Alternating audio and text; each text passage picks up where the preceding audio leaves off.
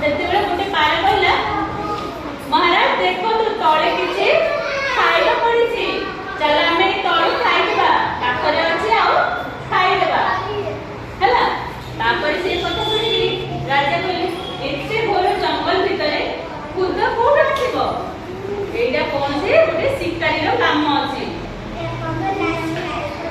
ହେଲା, କୌଣସି ଗୋଟେ ଶିକାରୀର କଣ ଅଛି କାମ ଅଛି, ତ ଆମେ ଏଠି ଓହ୍ଲେଇବାନି, ଏଠି ବିପଦ ଅଛି।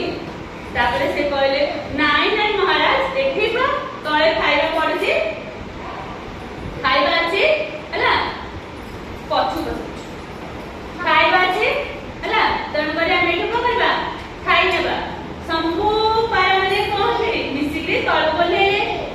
ସମସ୍ତେ ଯେତେବେଳେ ଓହ୍ଲେଇଲେ ସମସ୍ତେ ସମସ୍ତେ ଯେତେବେଳେ ଓହ୍ଲେଇଲେ ସେ କଣ କଲେ ପାରାମାନେ ରାଜା ବି ସେଠି ଓହ୍ଲେଇଲା, ପାରାମାନେ ରାଜା ବି ଓହ୍ଲେଇଲା ସେଠି। ଆଉ ସମସ୍ତେ ଦେଖିଲେ କଣ ହେଇଛି ଯେ ଶିକାରୀ କଣ କରୁଛି ତଳେ କିଛି ଖୁଦ ପକେଇ ଦେଇଛି, ତା ଉପରେ ଜାଲ ପକେଇ ଦେଇଛି ହେଲା, ତଳେ କିଛି କଣ କରୁଛି ଖୁଦ ପକେଇ ଦେଇଛି ଆଉ ତା ଉପରେ ଗୋଟେ ଜାଲ ପକେଇ ଦେଇଛି।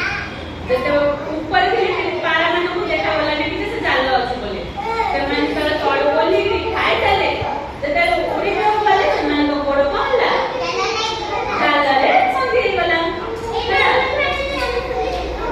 ଜାଲରେ ଛନ୍ଦି ହେଇଗଲା। ସେମାନେ କଣ କଲେ ଆଉ ଉଠି ପାରିଲେନି କିଏ ବି ହେଲା, ସମସ୍ତେ ଉଠି ପାରିଲେନି। ସମସ୍ତେ କଣ କଲେ ହଁ ପାରାମାନେ ସମସ୍ତେ ଏକଲା ଏକଲା ଉଡ଼ିବାକୁ ଚେଷ୍ଟା କଲେ କିନ୍ତୁ କିଏ ବି ଉଡ଼ି ପାରିଲେନି।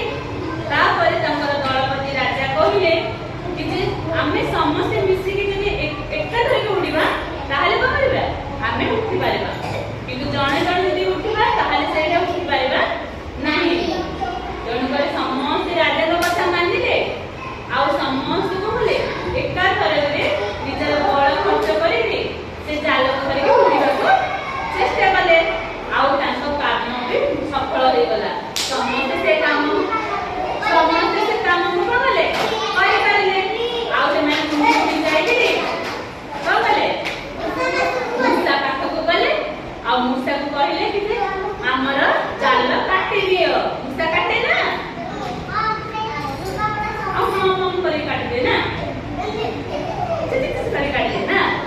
ସମସ୍ତେ ସେ ମୂଷାକୁ କହିଲେ, ମୂଷା କଣ କଲା ସମସ୍ତଙ୍କର